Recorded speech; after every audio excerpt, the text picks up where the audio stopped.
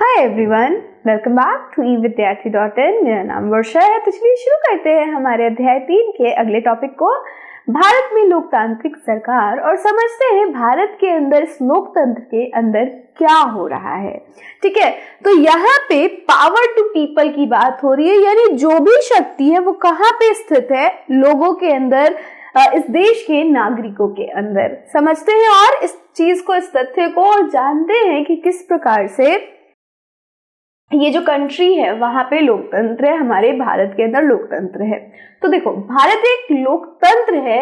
इसे लोकतांत्रिक व्यवस्था को पाने के लिए हमने लंबी लड़ाई लड़ी है। तो ये जो हमारा भारत है वो एक लोकतांत्रिक देश है, और ये इस भारत को लोकतांत्रिक देश बनाने के लिए हमने एक बहुत ही लंबी लड़ाई लड़ी है ब्रिटिशर्स के खिलाफ। और उस लड़ाई के अंदर हमने क्या किया, हमारे बहुत सारे लोग शहीद हुए और बहुत लंबी लड़ाई थी, जिसके बाद हमें ये क्या मिला, लोकतांत्रिक देश मिला, जहां पे जो पावर थी वो लोगों के अंदर थी, ना कि किसी एक ऐसे इंसान के पास, किसी एक ऐसे गुट के पास जो कि पूरे भारत के ऊपर शासन कर रहा था और इसका दोहन कर रहा था। तो बहुत लंबी लड़ाई के बाद मिली है। लोकतंत्र की मुख्य बात क्या होगी, तो देखो नेक्स्ट पॉइंट में कहता है, लोकतंत्र की मुख्य बात यह है कि लोगों के पास अपने नेता को चुनने की शक्ति होती है। तो हम इस देश को लोकतंत्र क्यों कहते हैं, क्योंकि हमारे पास शक्ति है कि मैं अपने नेता को खुद से चुन सकूं, मेरे बारे में जो सही निर्णय लेगा उसको मैं खुद चुन सकूं। तो आप देखते हो 5 साल पे, हर 5 साल पे क्या होता है, इलेक्शन होते हैं, और यही इलेक्शन इस बात का प्रतीक है कि हमारी कंट्री एक लोकतांत्रिक सरकार है। इसलिए एक अर्थ में लोकतंत्र लोगों का ही शासन होता है। तो जब लोगों के पास चुनाव करने की शक्ति होती है, चुनने की शक्ति होती है, तो इसका अर्थ ये होता है कि लोग अपने लिए अपने राजाओं को चुन सकते हैं, और ये राजाओं को अपने आधार पे भी हटा सकते हैं। सपोज करो कि किसी राजा ने, किसी सरकार ने क्या किया, काम नहीं किया, जो भी उन्होंने वादे किए थे वो नहीं किए, तो अगले साल क्या होगा, अगले 5 साल के बाद उस सरकार को, उस राजा को हटा दिया जाएगा और किसी दूसरे को लेके आया जाएगा। और अगर वो सरकार अच्छा काम कर रही है तो उसको फिर से एक और मौका दिया जाएगा, और फिर से एक और मौका दिया जाएगा अगर वो अच्छा काम किए जा रही है। तो इस प्रकार से जो लोग हैं उनके पास शक्ति होती है इस लोकतंत्र के अंदर। लोकतंत्र में मूलभूत विचार किया है कि लोग नियमों को बनाने में भागीदारी बनकर खुद ही शासन करें। तो इस लोकतंत्र का मूलभूत विचार क्या है कि जो भी नियम बन रहे हैं, जो भी नियमों को बनाया जा रहा है, उसमें लोग खुद ही भागीदारी ले और इन नियमों को बनाकर ये खुद के ऊपर शासन कर सके। तो लोकतंत्र का ये मूलभूत विचार है। ठीक है, आगे बढ़ते हैं। नेक्स्ट कहता है, आज के समय में लोकतांत्रिक सरकार को प्रायः प्रतिनिधि लोकतंत्र कहते हैं। तो जो आज की सरकार है, जो भारत की सरकार है, उसको हम प्रतिनिधि लोकतंत्र के नाम से भी जानते हैं। अब इसमें होता क्या है, तो देखो नेक्स्ट पॉइंट, प्रतिनिधि लोकतंत्र में लोग सीधे भाग नहीं लेते। हमने जाना कि लोकतंत्र क्या होता है, लोकतंत्र में लोग खुद से ही शासन करते हैं, खुद के ऊपर शक्ति उनके पास होती है राजा चुनने की, और यही राजा चुनने की जो शक्ति होती है उसमें लोग प्रतिनिधियों को चुनते हैं, अपने शासकों को चुनते हैं। प्रतिनिधि का मतलब मेरे लिए कोई मेरा डिसीजन लेगा, मैं अपना प्रतिनिधि चुन रही हूँ, यानी मेरे इंस्टेड ऑफ मी कोई और क्या करेगा, हमारे लिए कोई भी निर्णय लेगा। तो प्रतिनिधि का मतलब ये होता है कि मेरे जगह पे कोई और आके क्या कर रहा है, मेरे लिए डिसीजंस ले रहा है। तो प्रतिनिधि लोकतंत्र में लोग सीधे भाग नहीं लेते, बल्कि चुनाव की प्रक्रिया के द्वारा अपने प्रतिनिधि को चुनते हैं, यानी कि उनके बदले जो नियमों को बनाएगा उनको चुनेंगे। यह प्रतिनिधि मिलकर सारी जनता के लिए निर्णय लेते। तो हमने देखा कि हमारे पास अलग अलग, हमने जब देखा था स्तरों के बारे में बात करी थी, तो हमने राज्य स्तर की सरकार देखी, हमने नेशन लेवल की सरकार देखी, राष्ट्र स्तर की सरकार देखी। तो हम बहुत सारे प्रतिनिधियों को चुनते हैं राज्य स्तर पे, साथ ही साथ हम नेशन लेवल पे भी प्रतिनिधि को चुनते हैं, जैसे कि हमारे प्राइम मिनिस्टर। ये सभी लोग मिलके क्या करते हैं, जनता के लिए निर्णय लेते हैं। एक समय ऐसा था जब लोकतांत्रिक सरकारें और तो और गरीब को चुनाव में भाग नहीं लेने देती थी। एक समय ऐसा था जब लोकतांत्रिक सरकार में गरीबों को चुनाव चुनने का अधिकार नहीं प्राप्त था। और ये कब था? शुरुआती दौर में था, जब अभी नया नया चुनाव की प्रक्रिया पूरे वर्ल्ड में शुरू हुई थी। और उस दौर में सिर्फ पढ़े लिखे पुरुषों को ही वोट देने का अधिकार था। तो कई सारे हमारे भारत के नेताओं को ये क्या लगा? ये भेदभाव लगा और उन्हें लगा कि अन्यायपूर्ण है। और सबसे बड़ा इसका समर्थक जो ये अन्याय का विरोध कर रहे थे वो थे हमारे गांधी जी।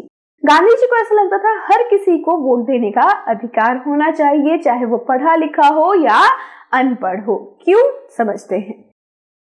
गांधी जी समेत कई नेताओं ने इस अन्यायपूर्ण व्यवहार का विरोध किया और गांधी जी ने 1931 में यंग इंडिया पत्रिका में इसका विरोध किया खुले तौर पर। उन्होंने क्या कहा? मैं यह विचार सहन नहीं कर सकता कि जिस आदमी के पास संपत्ति है वो वोट दे सकता है, लेकिन वह आदमी जिसके पास चरित्र है पर संपत्ति या शिक्षा नहीं वो वोट नहीं दे सकता। जो दिन भर अपना पसीना बहाकर ईमानदारी से काम करता है वह वोट नहीं दे सकता, क्योंकि उसने गरीब आदमी होने का गुनाह किया है। तो उन्होंने क्या कहा कि राजा को चुनने का अधिकार उस व्यक्ति को है, अपने सरकार को चुनने का अधिकार उस व्यक्ति को है जिसके पास संपत्ति है। लेकिन एक ऐसा इंसान जो कि गरीब है लेकिन उसको समझ है कि मुझे ऐसे सरकार की जरूरत है, उसके पास चरित्र है, वो जानता है कि उसे क्या करना है और किस प्रकार की सरकार होनी चाहिए, वो वोट नहीं दे पा रहा है। क्यों? सिर्फ इसलिए क्योंकि वो पढ़ा लिखा नहीं है और उसके पास संपत्ति नहीं है। तो क्या ये दोनों चीजें ना होना उसका एक गुनाह है? क्या आपके पास संपत्ति और शिक्षा नहीं है तो ये एक गुनाह है कि आप वोट नहीं दे सकते? और इस बात को लेकर बहुत ही हंगामा हुआ, सभी ने इस बात को समझा और ये जाना कि ये जो प्रक्रिया चल रही थी, ये जो वही लोग जो शिक्षित और संपत्ति जिनके पास है वही वोट कर पा रहे थे, वो क्या कर रहे थे? एक भेदभाव का माहौल बना रहे थे और ये गलत था। तो इसके बाद क्या हुआ? जब हमारा देश पहली बार आजाद हुआ, तो जब पहली बार वोटिंग हुई हमारे इंडिया के अंदर, हमारे फ्री इंडिया के अंदर, तो सभी को वोटिंग का अधिकार मिला, चाहे वो पढ़ा लिखा हो या ना हो। साथ ही साथ स्त्रियों को भी ये अधिकार मिला, क्योंकि हम अपने विश्व में अगर बात करें तो बहुत सारी स्त्रियों को यह अधिकार नहीं प्राप्त था तब। और वो कंट्रीज, वो जो विश्व के अंदर देश थे, कुछ ऐसे भी देश थे जो कि बहुत ही ज्यादा डेवलप्ड कंट्री थे, बहुत ही विकासशील देश थे। तो समझते हैं ये देश कौन से थे संसार के परिप्रेक्ष्य के अंदर।